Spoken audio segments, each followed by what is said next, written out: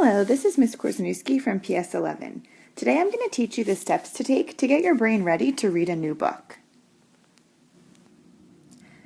As readers, we all know that we should be reading the cover, the blurb, and the table of contents, but sometimes we are so excited to start a new book that we forget those important steps. Today we're going to use this bookmark to go through the steps before we start to read a book. Step 1 is to read the front cover. Take a second to really study the cover of this book. Pause here to try this at home. Alright, so first I'm going to look at the title. I see this is Magic Treehouse number 10.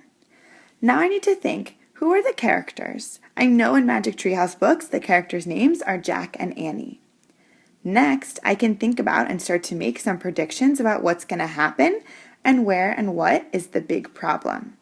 I see they're in the Wild West by their outfits and the houses around them. They both look pretty scared. Let's zoom in on their faces. Maybe there's an outlaw or a cowboy. The title says it's a ghost town, so that means there aren't many, if any, people living there. Finally, I'm going to think about what I already know about this series. I know that in every Magic Treehouse book, Jack and Annie travel to different places and have different things to figure out. Step 2 is to read the back cover and the blurb. Pause here to try it at home.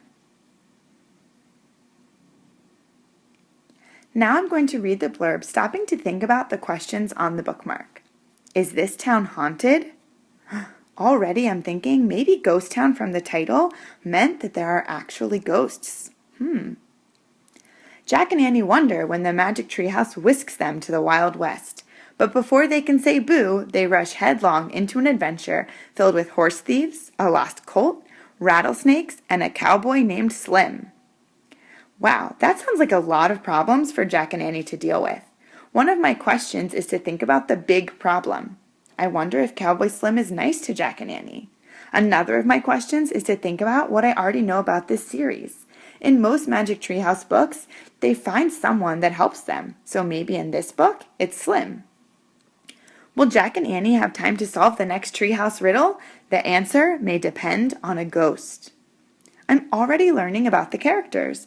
Jack and Annie are very adventurous and hopefully brave characters.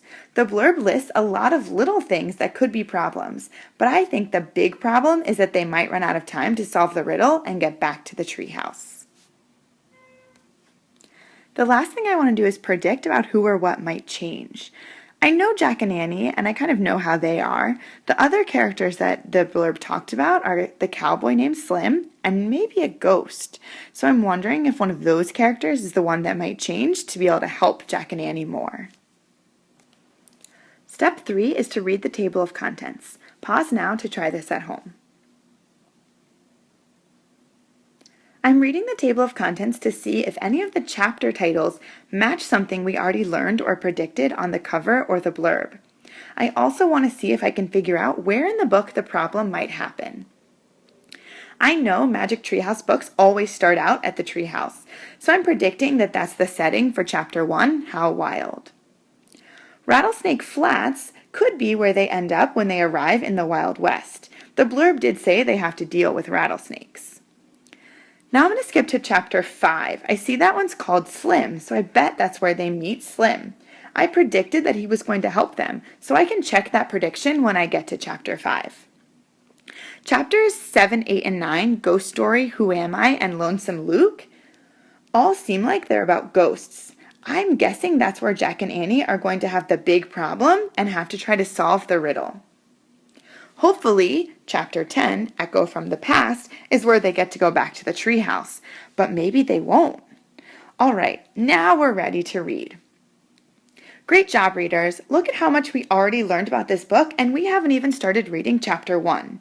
Doing this orienting work before reading any book helps your brain get ready to read.